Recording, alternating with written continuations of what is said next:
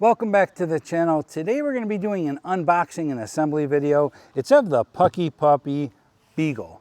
We're going to show you what's in the box and how this e-bike gets put together, hopefully making your assembly project a little bit easier if you purchased one of these bikes. We're going to also do a test ride and review video, but that's going to be in a separate video. Keep a lookout for that. Let's get into it. The Puckipuppy Beagle. Let's get this Beagle unboxed. Our accessory kit. Looks like a long box. Looks like this Beagle is packed well. Let's go ahead and pull our bike right out of here. Be careful when you're popping these zip ties. You don't want to cut any of these wires by mistake. Looks like we're gonna have some nice straight handlebars. We'll leave the display covered up so it doesn't get banged around. That is one sharp looking color.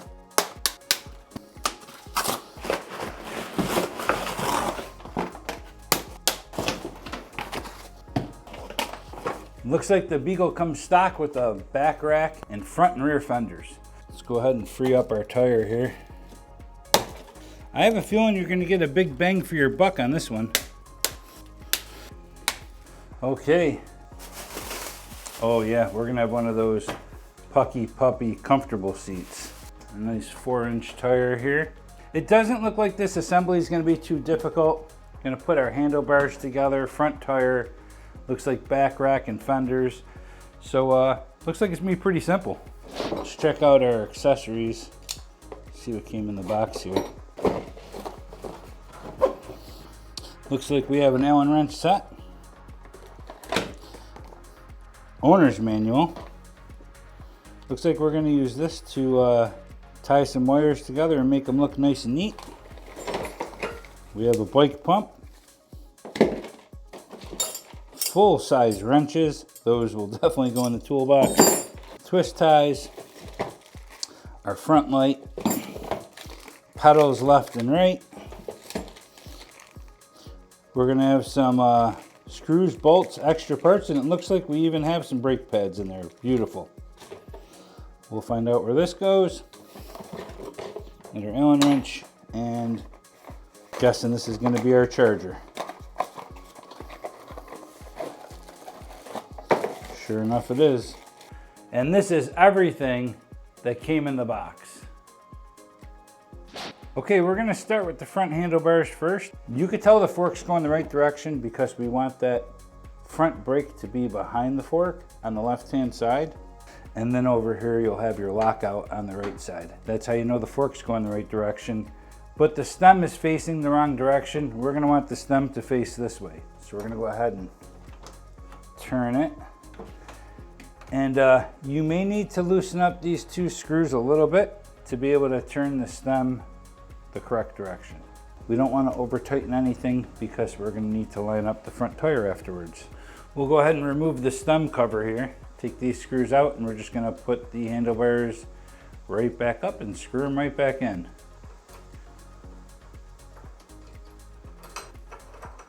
Now that we remove the stem cover, we'll go ahead and pick our handlebars up and just make sure they're facing the right direction.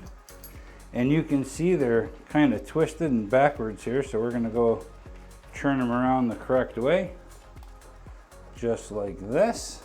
You're going to have your Shimano shifter over on the right side and your control pad over here on the left side. We're going to line it right up on that bullseye just like this and screw them back in. We'll go ahead and get them started by hand and then we'll use our tool.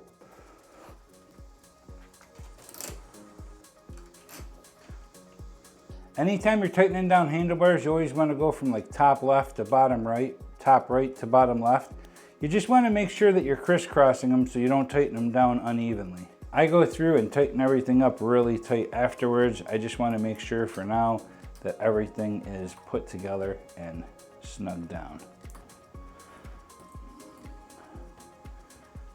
Okay, that's it. The handlebars are assembled. Go ahead and flip the bike upside down and assemble the front tire.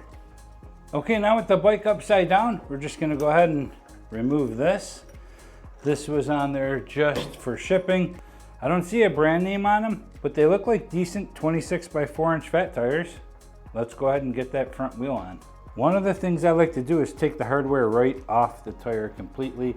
I think it just makes it a little bit easier when you're assembling it. I really like these safety washers when I see these on a bike as well. It's just nice to see because it's a little extra protection, and that's always nice. This is on there really good. There we go.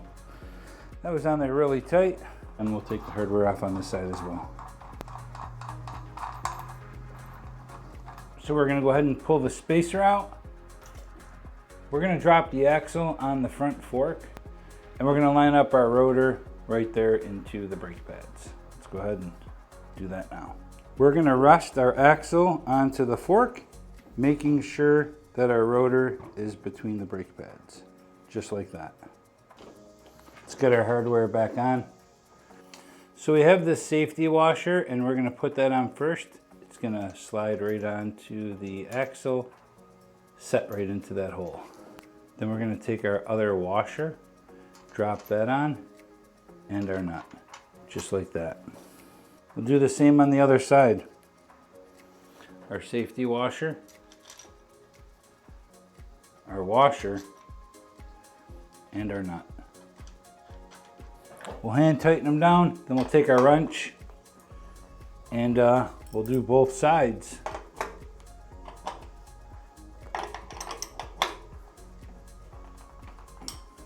And we'll make them nice and snug. Well, we have the bike upside down. Let's go ahead and assemble the pedals. Always remember you're going to have a left and a right pedal. You always want to make sure you're putting them on the right side because you don't want to cross thread them.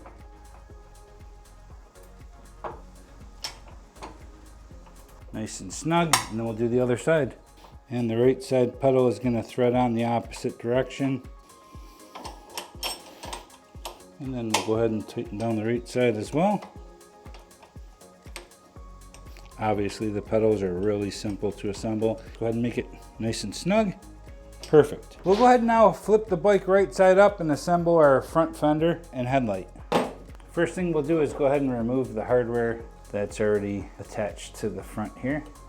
So you're going to bring the fender up along the back here, kind of push it down so that comes through the front, just like that. And our front light is going to go in front of the fender just like this. We don't want to over tighten anything, we just want to get everything started. So according to the book, they show the light going on the outside of the fender and then screwing it through this way. I personally feel like, at least on my assembly, this opening here on the light is a little bit wider and it just tends to drop right through as I'm tightening it down. So for now, and I'll see how it goes, I'm going to switch the assembly up. I'm going to put it through the fender first and then the light until I get a bigger washer, because now that washer's not going to drop through on me. They're showing the light going on the outside. I'm putting the light in between the fender and the bike. Pull that up just like this and tighten it down. And we'll go ahead and attach the fender arms, and I'll remove the screws here for now. Tighten down by hand first on both sides.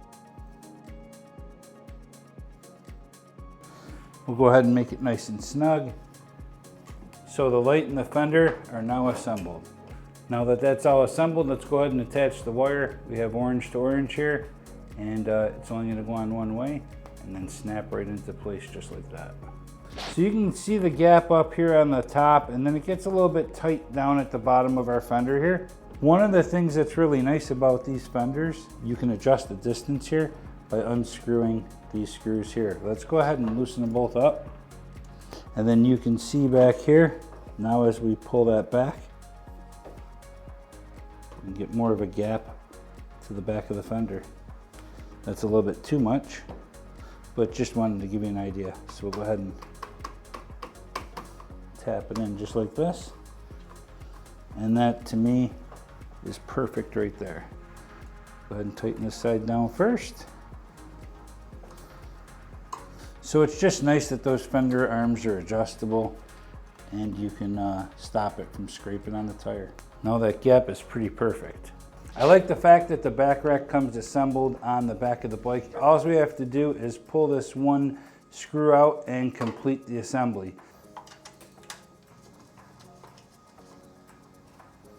It's just going to come down just like this and attach right here. And we're just going to reinsert the screw right back in. Make that nice and snug. That's going to complete the assembly of the rear rack.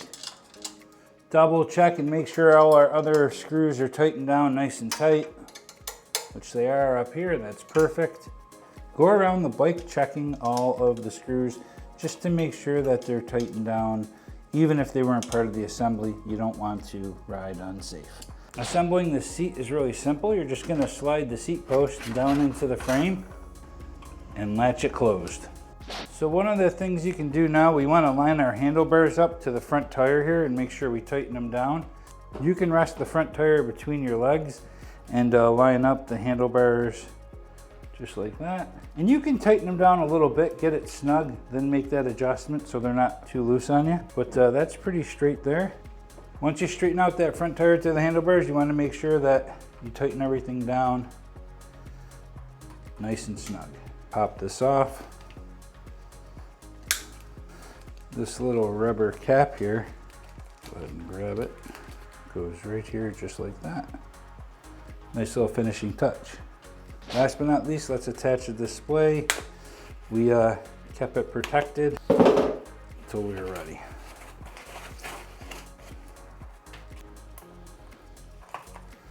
And we'll go ahead and assemble the display.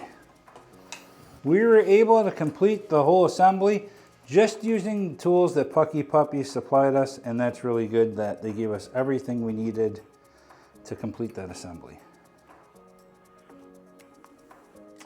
So when you're tightening down these 4 screws on the control display, you want to be careful and not over tighten them because it is plastic and it can crack fairly easy. So just be cautious of that when you're tightening them down. Okay, that's going to wrap this one up for the unboxing and assembly of the Puckipuppy Beagle. And if you know someone who's looking for one of these e-bikes, feel free to use my link in the description. It doesn't cost you a penny more, and it certainly supports the channel and videos like this. So, like always, ride safe, have fun, see ya.